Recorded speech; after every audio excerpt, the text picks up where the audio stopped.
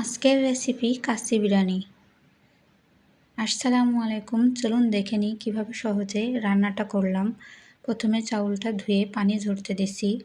আজকে সময় নাই, এই জন্য রাইস কুকারে রান্না করব। এজন্য তেল গরম করে পেঁয়াজ বেরেস্তা করে নিয়েছি। দিয়ে দিছি চাউলগুলো সুন্দর করে নেড়ে ভেজে নিব। চাউলটা একটু ভেজে নেওয়ার পরে দিয়ে দিচ্ছি আদা, জিরা এবং রসুন বাটা। সমস্ত মশলা দিয়ে সুন্দর করে নেড়ে আবারও ভেজে নিব। সুন্দর করে চাউলটা ভেজে নেওয়ার পরে দিয়ে দিব পরিমাণ মতো পানি। পরিমাণ মতো গরম পানি দিয়ে দিয়েছি। এখন দিয়ে দিচ্ছি লবণটা দিয়ে দিয়েছি। এখন দিয়ে দিচ্ছি বিরিয়ানির মশলাটা। দিয়ে দিচ্ছি কয়েক টুকরো কাঁচামরিচ। দিয়ে দিচ্ছি গুঁড়া দুধ। দিয়ে দিচ্ছি 1 টেবিল চামচ লেবুর রস। দিয়ে দিচ্ছি কিশমিশ এবং দিয়ে দিব ভেজে রাখা আলুগুলো এবং আরেকটু সামান্য পরিমাণে দিয়ে দিচ্ছি পেঁয়াজ বেরেস্তা দিয়ে এখন ঢাকনা দিয়ে ঢেকে রাখবো। ঢাকনাটা খুলে দিচ্ছি এবং সুন্দর করে একটু নেড়ে দিব।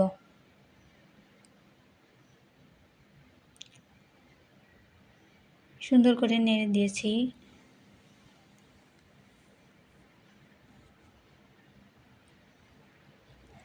সুন্দর করে নাড়াচাড়া করে দেওয়ার পরে আবারও ঢাকনা দিয়ে ঢেকে রাখছি।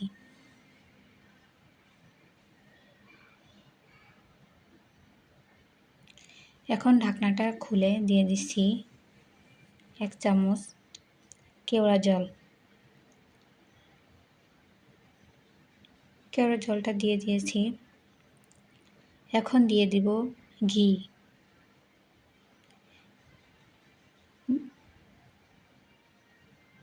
মাংসটাও রেডি করে রাখছি, দিয়ে দিব। এখন সুন্দর করে নেড়ে কেওড়া জল ও ঘি দিয়েছিলাম, নেড়ে সুন্দর করে মিশিয়ে দিচ্ছি। মাংসটা দিয়ে দিয়েছিলাম। এখন দিয়ে দিচ্ছি উপরে পেঁয়াজ বেরেস্তাগুলো দিয়ে ঢাকনা দিয়ে ঢেকে 5 মিনিট দমে রেখে দিব। এখন ঢাকনাটা খুলে দিব এবং সিদ্ধ করে রাখা ডিমগুলো দিয়ে দিব। দিয়ে আবারও ঢাকনা দিয়ে ঢেকে দিব। ডিমগুলো দিয়ে দিয়েছি এবং ঢাকনা দিয়ে আবারও ঢেকে রাখছি। আমাদের রান্নাটা রেডি হয়ে গেছে। এখন গরম গরম পরিবেশন করব। এই যে সবাইকে প্লেটে দিয়ে দিচ্ছি, সাথে আছে শসা।